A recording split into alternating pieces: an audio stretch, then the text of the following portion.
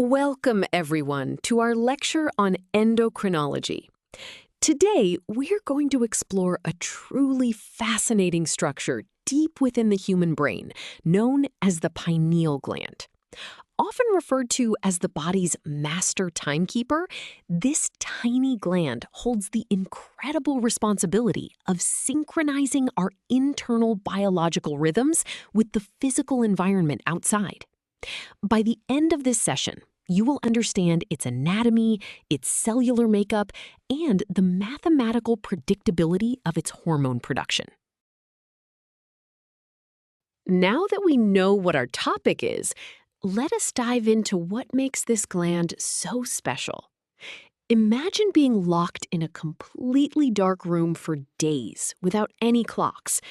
Surprisingly, your body would still know roughly when to sleep and when to wake up. This incredible internal sense of time is managed by the pineal gland. It acts as your master biological clock, translating the light and darkness of the outside world into chemical signals. Historically, ancient philosophers like Descartes were so mystified by its central location that they called it the seat of the soul. Today, we understand it as the ultimate bridge between our physical environment and our internal biological rhythms. Building on that intuitive understanding, let us look at its formal anatomical definition. The pineal gland is scientifically known as the epiphysis cerebri. Unlike many other structures in the brain that come in pairs, this is a small, unpaired endocrine gland. It is strategically located in the epithalamus, tucked right near the center of the brain between the two hemispheres. This central, protected location is vital for its function. It sits in a prime spot to receive processed sensory information about light from the eyes, which it then uses to regulate our daily cycles. Having pinpointed its location, let us zoom in on its microscopic cellular structure. The pineal gland is primarily composed of highly specialized secretory cells, known as pinealocytes. These are the workhorses of the gland, entirely responsible for synthesizing melatonin, which is the primary hormone that regulates our sleep. But the pinealocytes do not work alone. Alongside them are interstitial glial cells. These glial cells form a supportive network, providing essential structural integrity and metabolic support to ensure the pinealocytes can continuously and efficiently produce melatonin day after day. While we are looking at the cellular level, there is a very unique structural feature we must discuss. As humans age, the pineal gland naturally accumulates calcium deposits. These calcifications are scientifically known as corpora arenacea, but they more commonly referred to as brain sand. While the exact physiological reason for this calcification is still studied, it has a very practical application in medicine. Because these dense calcium structures show up brightly on an X-ray or a CT scan, they make the pineal gland an excellent, easily identifiable landmark for radiologists when examining brain imaging.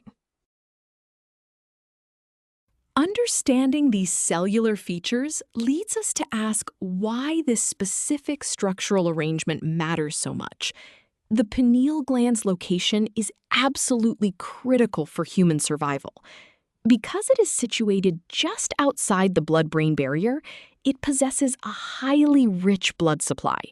This vascularization allows it to release melatonin directly and rapidly into the bloodstream. Without this, our bodies could not synchronize our sleep-wake cycles, leading to severe insomnia and hormonal imbalances. Furthermore, its neural connection to the visual system via the suprachiasmatic nucleus ensures that pinealocytes only produce melatonin when it is dark, maintaining a healthy, restorative sleep cycle. To truly cement these anatomical concepts, let us look at this detailed diagram. On the left, you are seeing a sagittal cross-section of the human brain. Notice how the pineal gland sits tucked away in the epithalamus, perfectly positioned near the center. Now, shift your attention to the magnified microscopic view on the right. Here, you can clearly see the distinct cellular components we just discussed. The circular cells are the melatonin-producing pinealocytes, supported by the star-shaped glial cells. You can also spot the dense, layered calcium deposits, the brain sand. These visual details perfectly connect the microscopic cellular structure to the gland's overall function as a hormone producer. Now that we have visualized the gland, let us explore how its biological output can be modeled mathematically. The primary output, melatonin, follows a highly predictable pattern based on the gland's structural capacity. We model this using a sinusoidal wave function. In this formula, C of t represents the concentration of melatonin in the blood at a specific time t, measured in picograms per milliliter. C base is the baseline daytime concentration, when the gland is inactive. The symbol A represents the amplitude, which is the maximum increase produced during the night. The fraction 2 pi over 24 adjusts the wave to a daily cycle. Finally, T peak is the time of maximum capacity. If the amplitude A decreases, perhaps due to calcification with age, the person will experience much lighter sleep. Let us apply this formula to a practical example to see how the output fluctuates.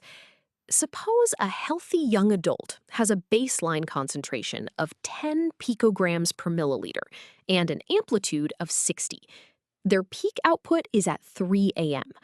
We want to find the concentration at 9 a.m.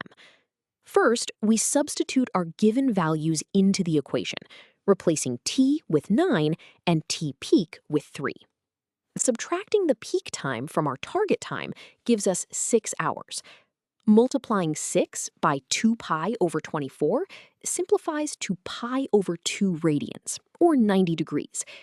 The cosine of 90 degrees is exactly 0. Multiplying the amplitude by 0 leaves us with just the baseline of 10. This low concentration perfectly explains why a person feels awake and alert in the morning. Having calculated its chemical output, let us now measure the physical space this structure occupies. To truly appreciate the pineal gland, we must understand its size. It is shaped roughly like a tiny pine cone, which mathematically can be approximated as an ellipsoid. The standard geometric formula for the volume of an ellipsoid is V equals 4/3 pi times A times B times C. Here, V represents the total volume of the pineal gland in cubic millimeters. The variables A, B, and C represent the 3 semi-axes, which are simply half the length, width, and height of the gland. If any of these semi-axes increase, the total volume increases, giving us an idea of how much physical space the melatonin-producing pinealocytes actually occupy. Let us put this volume formula into practice with a concrete example. Suppose an endocrinologist measures a patient's pineal gland using an MRI and finds the 3 semi-axes to be 4 millimeters, 3 millimeters, and 2 millimeters. We want to calculate the total volume. First, we substitute these measurements into our ellipsoid equation. We multiply the 3 semi-axes together, 4 times 3 times 2, which gives us 24. Next, we multiply this result by the fraction 4/3 and the constant pi.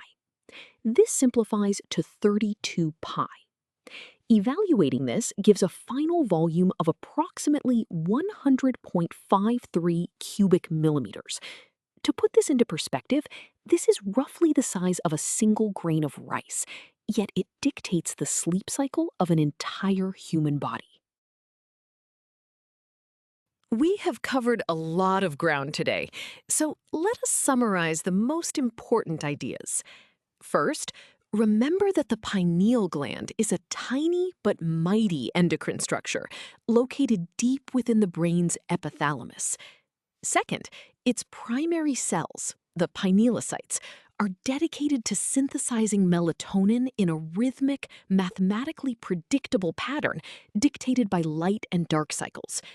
Finally, despite being the size of a grain of rice, its highly vascularized structure allows it to act as the body's master biological clock. You now have a solid understanding of how our bodies synchronize with the natural world. Great job today, and keep reviewing these concepts.